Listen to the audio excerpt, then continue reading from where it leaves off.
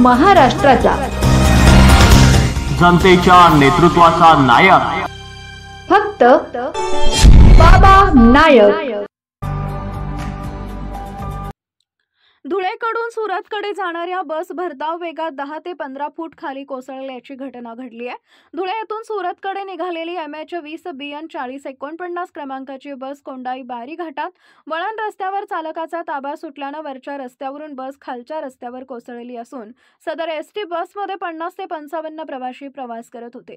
प्रवासी महिलेच्या सांगण्यावरून चालक भरधाव वेगात जात असताना कोंडाई बारी येथील मंदिर परिसरातील चौपदरीकरण झालेल्या रस्त्यावरून बस सरळ कठडे तोडून खालच्या रस्त्यावर आदळली। यात जवळजवळ 40 प्रवासी जखमी झाले असून काही गंभीर जखमी प्रवाशांना साक्री येथील शासकीय रुग्णालयात साक्री पोलिसांच्या मदतीने दाखल करण्यात आलं आहे। तर विसरवाडी पोलिसांना ही घटनेची माहिती मिळताच घटनास्थळी दाखल होऊन जखमी प्रवाशांना विसरवाडी येथील ग्रामीण रुग्णालयात दाखल करण्यात आलं आहे।